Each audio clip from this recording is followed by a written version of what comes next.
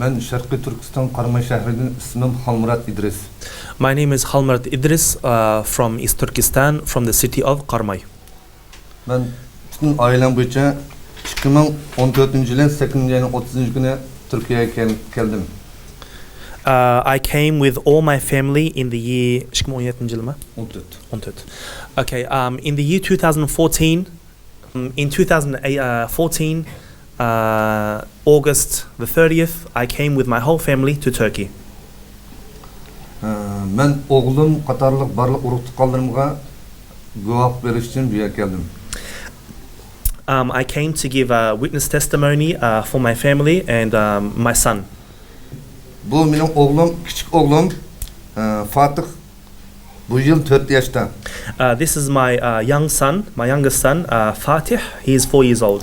Bu anısı Gülzar Seley. His mother is Gülzar Saney. Aslındaki bu adam sol taraftakisi, on taraftakisi sınırım, yani sınırım ismi Mahire, adamın ismi Almira. My younger sister's name is Almira, and my older sister's name is Mahira. Bu yak benim hammam Mihrigül. My auntie Mihrigül. Bu aslındaki benim kaynakım Muhtar, ayali Hürnisa. This is my brother-in-law Muhtar and his wife Hürnisa.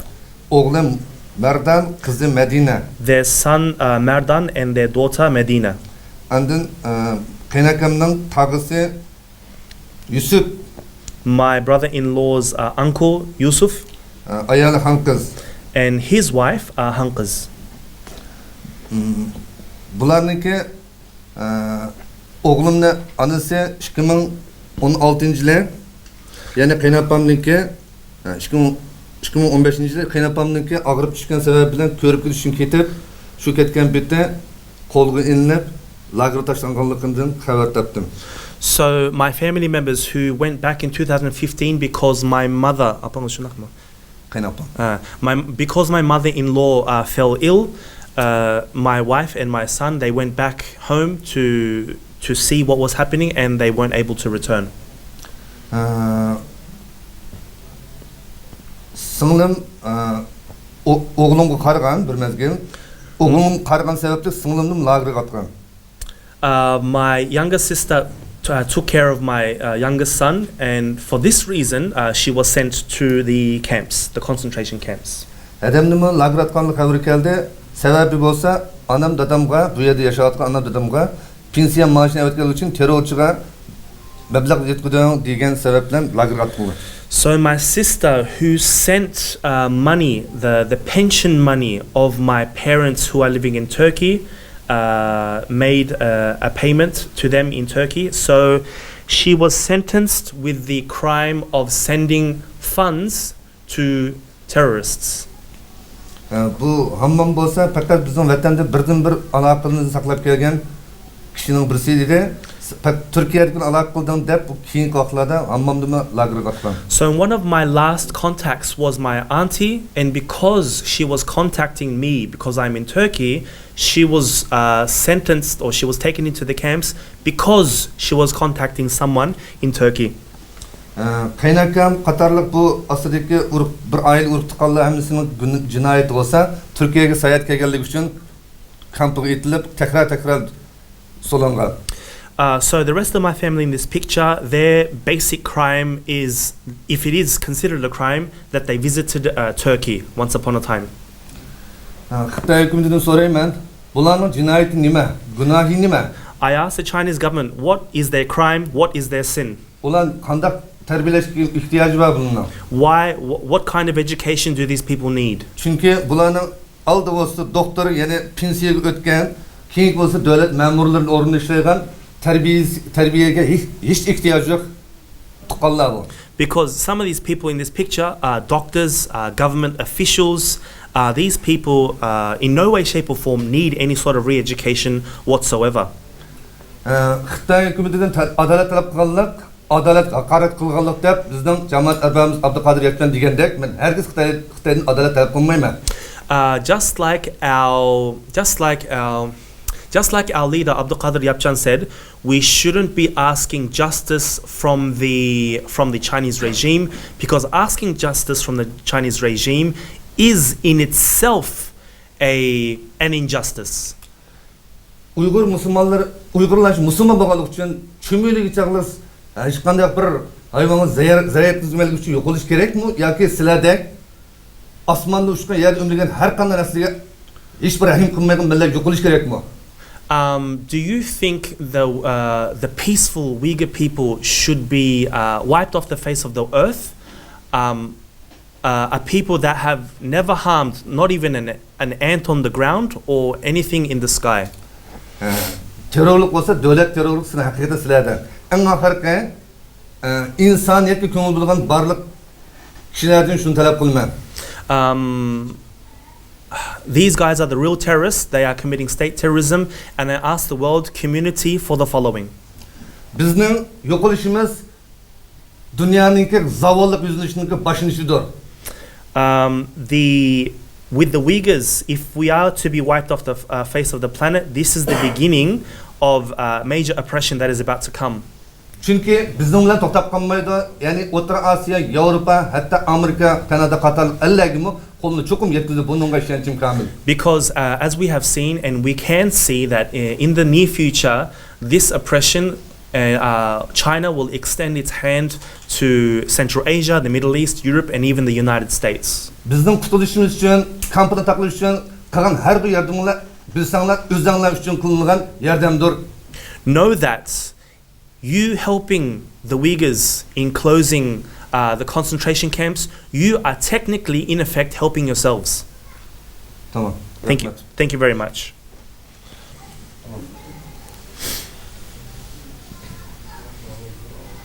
Benim ismim Mahmud Tevekkül. My name is Mahmud Tawakkul. Qağılıq Nahiye Tövcizi 13. Kenit 3. Mahalleden. I am from the village of Qağılıq.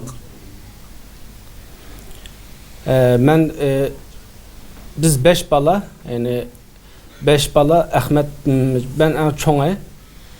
3 oğul 2 kız, biz 5 bala. We are 5 siblings, 3 boys, 2 girls. Biz yine otlar halde ticaret, yine bir dehqançılık ailesi çoğu olgan ben. We are a family that is involved in business and agriculture. 1996'da bir tağamniki 5 balısı, 5 balı, 3 kız, 8 balısı var tağamның. My uncle has 8 kids, 8 children. Tağamның 3 balısını koluğa aldı. Birisinin 8 yıl, birisinin 10 yıl, birisinin 3 yıl. My uncle's children have been taken in, one for 10 yıl mı? Birisi 10 yıl. One for 10 years, another 8 years, and another 3 years they have been sentenced to prison. 96 yılındaki bizden ailemi yine bir gumallık ailede suçladı. Since 1996, we have been labeled as a suspicious family from the Chinese regime since 1996. 2009 Şivo vakasından keyin from the July 5th protests in 2009, after those protests, vakasından keyin meniki qarindishim Ahmet Tevekkülni, my brother Ahmed Tawakkul, 2016 ayının 29 Xotandan tuttu. Qanchasi? 2016 ayının 29. My brother Ahmed Tawakkul was taken into prison 2010, June 29. Tutqandan keyin yine mening hech bir suçum yo'q, mening uyim boshqa. Menimi yine jaza lageriga menimi söyledi. Even I was taken into prison at that time. Shu vaqtdami? At that time, even I was taken into prison. Yine biz 3 oğul, yine ben büyük Ahmet Mahmud Tevekkül, qarindishim mening ismim Mahmud Tevekkül, qarindishim Ahmet Tevekkül, en kichik qarindishim Abla Tevekkülni biz turmada qaldık 71 gün. So my name is Mahmud Tawakkul, my brother Ahmed Tawakkul, and my youngest brother Ablis, Ablet Tawakkul. Ablet Tawakkul were taken into prison and we stayed there for 71 days. Ondan keyin biz 71 kundan keyin eng kichik qarindishim Abla Tawakkul bilan men chiqdim. After 71 days, myself and my youngest brother Ablet Tawakkul, we were released. O'ttirinchi qarindishim Ahmad Tawakkulni muddatsiz kesdi. My middle brother Ahmad Tawakkul was given a life sentence. Şu an Ürümçi hayat bolsa Ürümçi şehirlik birinci türmede. If he is alive, he is in Urumchi's first prison. Ondan keyin yine meni hech bir şey millat qilib qo'ymadi. Yani Xitoy hukumatı kendimga Xitoyning o'zining istixborotlarini soldi. Even though I was released and cleared, I always had, the Chinese spies go after me, follow me. Men 2013 Ürümçiga chiqdim inimni ko'rish arzusi bilan. I came to Urumchi'ga chiqdingiz. I came to Urumchi in 2012. Ürümçi chiqqandan keyin men Ürümchida qoldim. Menga tahdid qildi, ya'ni sen qaytmasang seni jazolarga atamiz deb. Memleket. Okay. So when I came to Urumchi in 2012, I was threatened to go back to the village of Qag'liq, to go back there, basically. Ondan keyin men yine u vatanda turamagandan keyin men 2014 birinchi oyning 20'da Guangzhouga keldim. Because I couldn't stay in my homeland, I went to Guangzhou in 2014 January 20. Ondan 2014 6. ayında bir Turkiye'ye geldim. In 2014 June, I made my way to Turkey. Yine kaçak olan geldim. Through illegal means.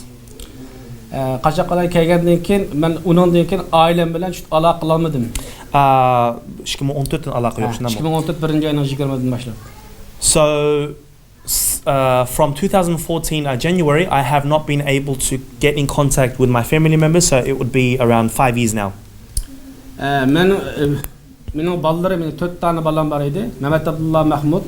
I have 4 children. Muhammad Abdullah Mahmud. 22 yaş. He's 22 years old. Zeynur Mahmud 16 yaş. Zainur Mahmud, she is 16. Sümeyye Mahmud 15 yaş. Sumaya Mahmud, she is 15. Muhammed Ali Mahmud 12 yaş. Muhammad Ali Mahmud, she is 12 years old. Ondan keyin bu ballarımның mektepte tutib olganligini, mektepte tutib olganligini 2015 xabarini aldım. So they were taken from school in 2015. My kids were taken from school, taken away from school. Ondan keyin evimden hiçbir xabar alamadım yine ailemden. So I haven't been able to get news. The only news that I've gotten is through third party sources. Ondan keyin benim ayolimda 2017'de bir erim kelgan bir hacimning huşuncha ayolimniki eşketkeli 9 kun bo'lganligi xabarini anladım. Yine Habibem Yimit, 4 balamning onasi Habibem Yimitni 2017'de 8. atrofida turmaga ketganligini anladım. So my wife Habiba Yimit was taken into the camps in 2017. 2017. Evet. Okay. Ondan keyin hiçbir xabar alamadım. After that, I couldn't get any news.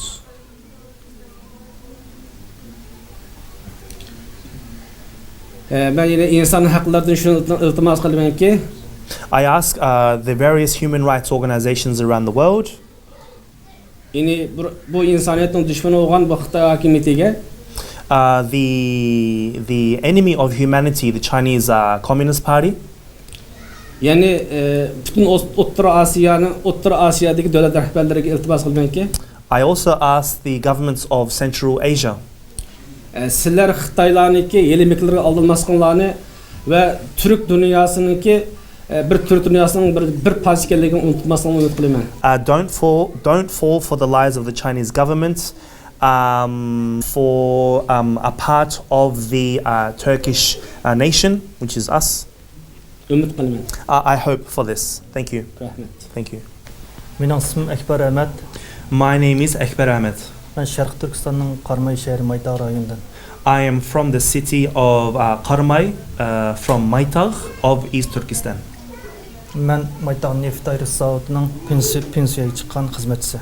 I used to work in the oil fields, and I'm a pensioner from there. Men 2017 yılı 1 ayının 26 günü ayalım ve 2 kızım bilen Türkiye'ye geldim. In 2017, January 26, together with my wife and 2 kids, we all came to Turkey. Ben Türkiye'ye gelip ayalımını davaltış maksatlı gelip bir yerde turup kaldım. For medical reasons, to treat my wife, we came to Turkey and eventually we ended up staying here. Bu jarayanda men vatandagi ata-anam, qarindoshlarım, aloqalarim, qo'lim qo'shna hech qanday bir meningki shu yurtdoshlarim bilan aloqam uzilib qoldi. So from that date onwards, all my relatives, my family members, friends, anyone and everyone, my neighbors, I have lost contact with all of them. Men bu yerda bir boshqa bir qarindishimizdan meningki shu yerdagi qarindishimning ya'ni singlimniki shu jazo lageriga tutilib ketganligidan xabar topdim. So through third party sources again, I found out that my sister, I have found out my sister Khalida Ahmed was taken into the concentration camps. Men singlim qarindishim Khalida Ahmed ve mening do'stlarim ve atrofdagi qo'lim qo'shnilarim shu yurtdoshlarim ustidan guvohlik bermoqchi. So today I have come here to give witness testimony on behalf of Khalida, my other friends and family and neighbors. Singlim Khalida Ahmed Maytag Neftayr zavoduniki xizmatchisi pensioner. My sister Khalida Ahmed used to also work for the oil petroleum company, and she's also a pensioner from there. She's retired from there. 2 yılga yakın oldu Xitayning jazo lagerida. So for about 2 years now, she is in China's concentration camps. Mening nevri qarindishim Asmatullah. My cousin Asadullah, Asmatullah. Bu qarindishim 10 yıl jazo lagerida turmada yetib chiqqandan keyin necha oy bo'la bo'lmasdan yana Xitoyning jazo lageriga tutib ketilganligi va uning ayoli uning 2 inisi va apisiniki biroqlan bir oila bo'yicha jazo lageriga tutilib ketganligidan xabar topdim. So even after serving 10 years in prison, not too long after his release, he was taken again into China's concentration camps. Mening kichigimdan o'ylab cho'ngbaga yaqin ag'inam Muxtar Qurban. My childhood friend Mukhtar Qurban has been taken into China's concentration camps. Maytag elektr zavodining pensiyaga chiqqan xizmatchisi. He is also a pensioner from the Maytag electric company. 2 yilchi bo'ldi buningki Xitoyning jazo lagerida ekanligidan xabar topdim. So I found out that he's also been in the Chinese concentration camps for about 2 years now. Alim Hekim Alim Hikim. Maytag Neftayr zavodiniki xizmatga chiqqan xizmatchisi pensioner. Again, he used to also work a retired person from the oil petroleum company in Qarmay. 2 yilchi bo'ldi buningmi Xitoyning jazo lagerida ekanligidan xabar topdim. Again, 2 years in the concentration camps he has been inside. Yasinjan Qavul Maytag Neftayr zavodiniki xizmatchisi. Yasinjan Qawul, he is a worker at the oil petroleum company in Maytag. Xitoyning jazo lagerida ekanligidan xabar topdim 2 yilchi bo'ldi. 2 years in the Chinese concentration camps again. Abdug'ani G'upur Abdug'ani G'upur, Maytag elektr zavodiniki zavodda xizmat jarayonida badani yerim butunlay kuyib ketish hodisasi bilan pensiyaga chiqqan bir xizmatchi. So he used to work at the Maytag electric station company, and through an accident he suffered some burns, and he was basically retired from his position there. Buningmi Xitoyning jazo lagerida tutilib ketganligidan xabar topdim. We also found out that he is in Chinese concentration camps.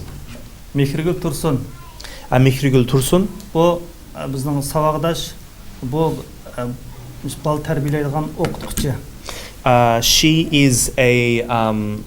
is my classmate, and she is an educator of kids. Bunikimi Xitoyning jazo lagerida tutilib ketganligi 2 yilchi bo'ldi. So for her, 2 years in the concentration camps. Turg'un Ibrohim We have Turgun Ibrahim. Bu iki ticaretçi bununkimi Xitoyniki turmusida 6 yillik kesilib ketganlikdan xabar topdi. He is a businessman and he has been sentenced to prison for 6 years. Maqsud. Maqsud.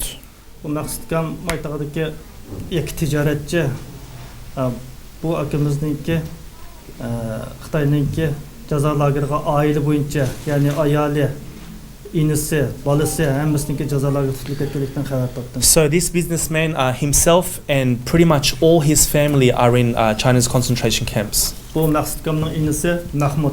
This is brother Maqsud's brother Mahmud. Bu etilin zavodiniki şoförü. Nima zavodni? Etilin. So there is a company called Itilin. He is a chauffeur from that company. Bu Maqsudkamning o'g'li Mansur. This is our brother Maqsud's son Mansur. Bu Tazistan yardımcısı ticaretçi bununkimi Xitoyning jazo lageriga tutilib ketganlikdan xabar topdim. He is his father's assistant and also a businessman. He has also been taken into the camps.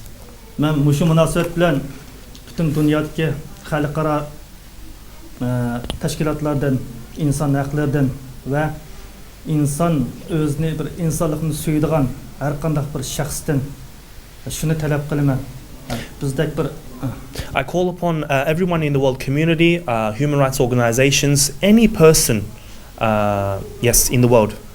bizdek mushundoq Sharq Turkistonlik bir Uyg'urlarningki beshik kelayotgan mushu zulmlarga sukut qilmasligini ham Xitoy tajovuzchilarining, Xitoy kommunistlarininki naqadar razil ekanligini butun dunyoninki ularninki har bir ish harakatlarga diqqat qilib, ular bilan har qanday munosabatda ehtiyot qilib, ularninki aldamxonasiga tushib ketmaslikni va bizdan ibrat elishni ham bizga har qanday bir sharoitda bizga yordamda bo'lishini, shu vatandagi qarindoshlarimizga, shu tutilib ketgan qarindoshlarimiz uchun biz tarafda emas, ya'ni haq tarafda turishini so'rayman. So we call the world community to not stand by and fall into the lying trap of the Chinese regime. We call upon you to stop this oppression, and we want you to take a lesson from our book and to stand by us and not look on to the oppression that is happening to the Uyghur people in East Turkestan.